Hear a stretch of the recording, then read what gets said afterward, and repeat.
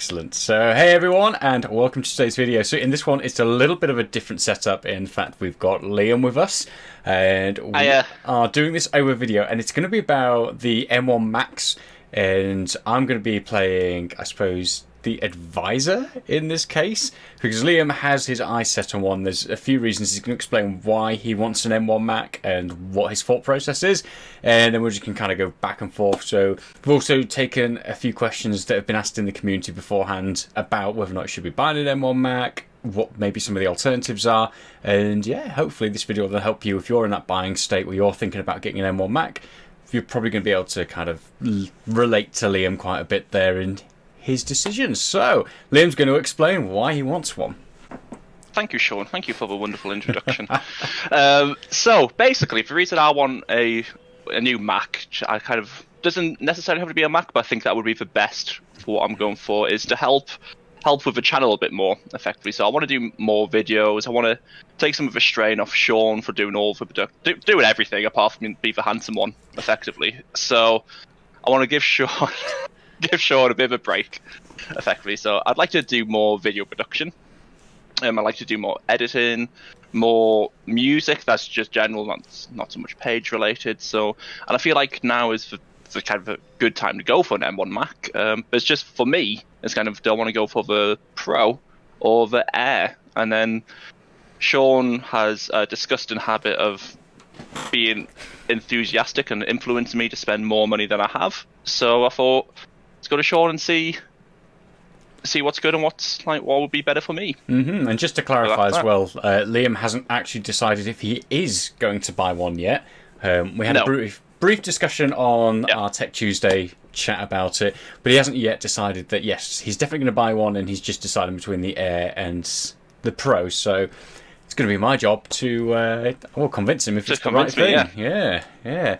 So I did say I was going to throw in a curveball, and this one I think you'll pretty much be able to knock out straight away. But have you also considered the M1 Mac Mini? Because then that's £700 instead.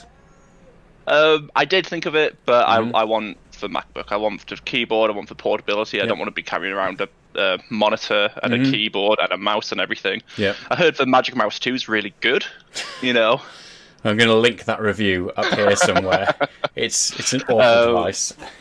So, but no, it is. I did think about it briefly, but I think for the case of an extra £300, have everything in one. Would just be better for me.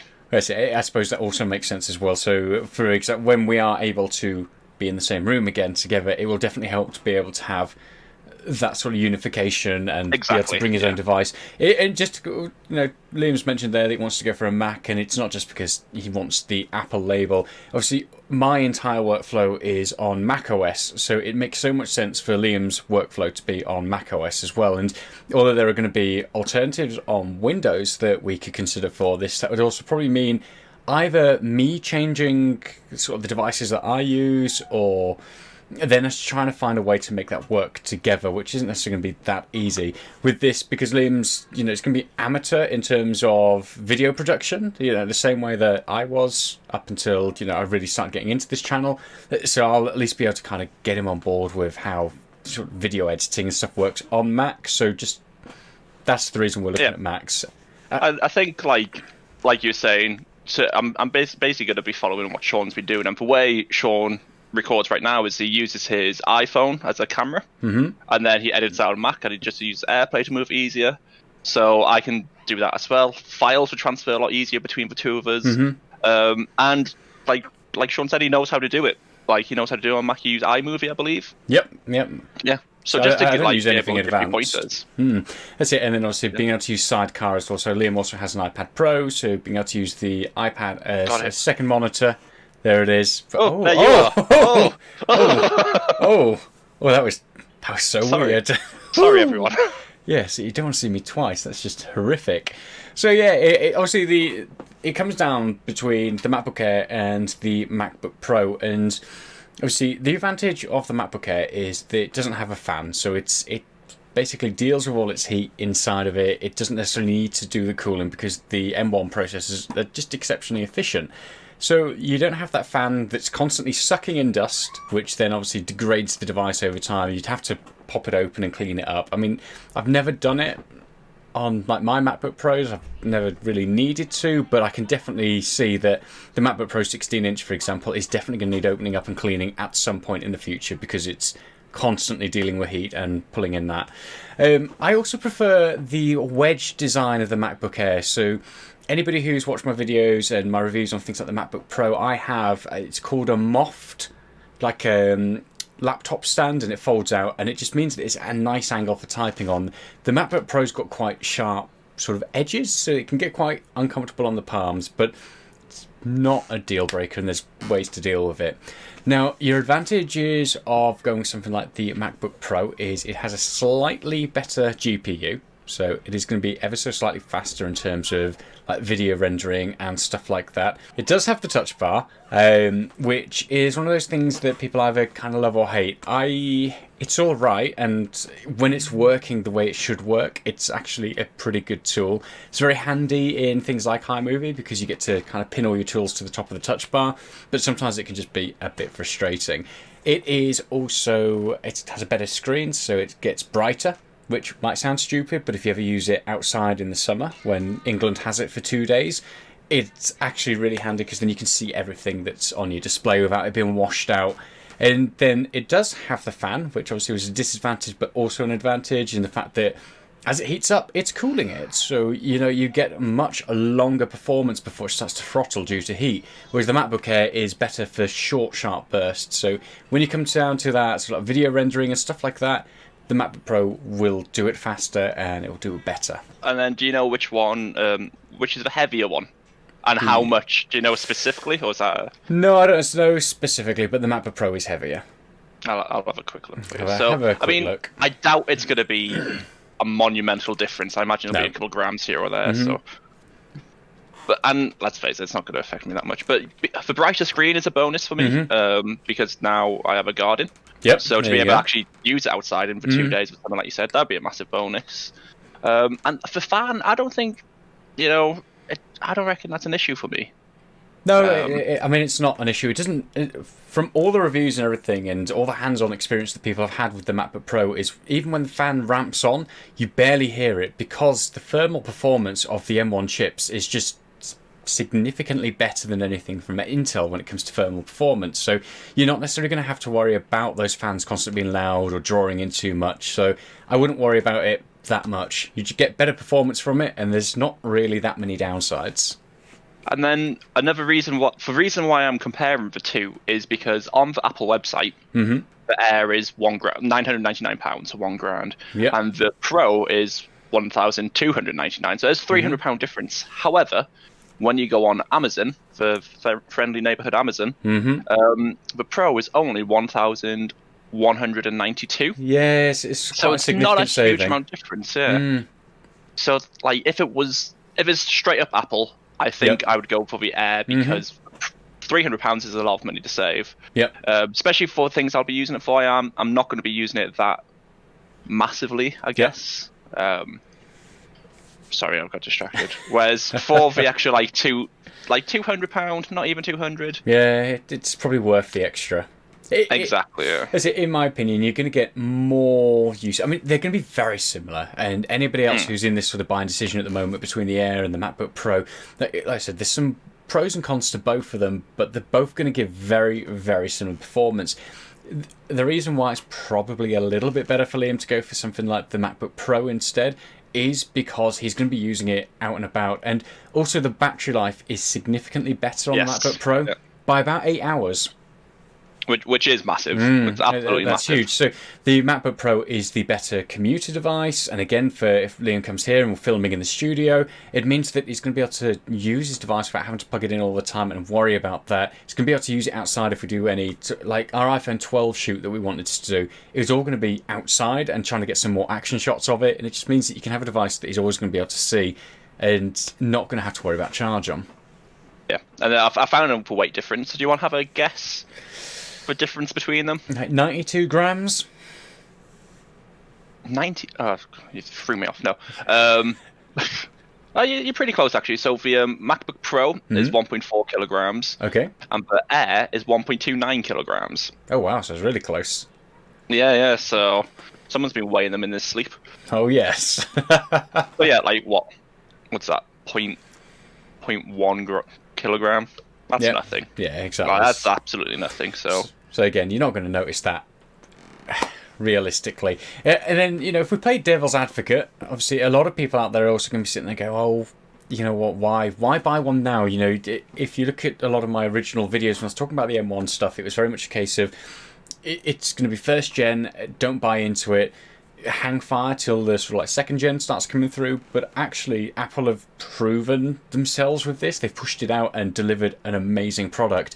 Now, if Liam was going to be doing, I don't know, trying to do loads of gaming or something, although you wouldn't do that on a Mac, but doing some really, really CPU and graphics heavy tasks, then it probably would be worthwhile him waiting for something like the M1X or whatever it's going to be called, because then you're going to have a more powerful device.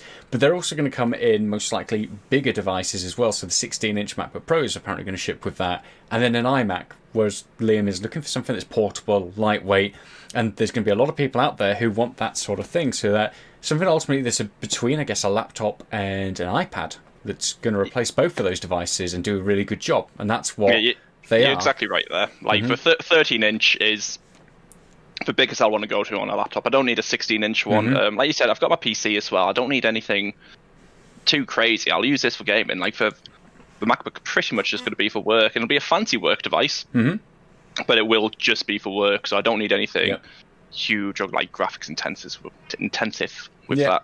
And exactly, and it's one of those things, again, it's going to be Liam's first sort of introduction into Mac, so it makes sense for him to go into this entry level so he can learn out, actually, is he going to be able to use it? Is he going to be able to gel with it in terms of his workflow? And is it going to fit into his kind of day-to-day needs?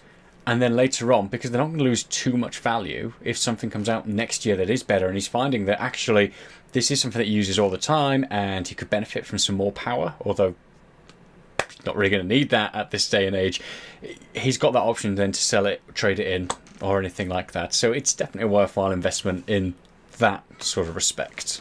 Yeah, and in similar vein, like another reason I'm going to get it from Amazon is because they've got 30 days to return it, whereas Apple have 14 days to return it. So I think it will be good for me to like get it, have a play around, see how I find it, and then if I'm not going to use it that much, return it. Exactly. We can find out whether or not he likes it.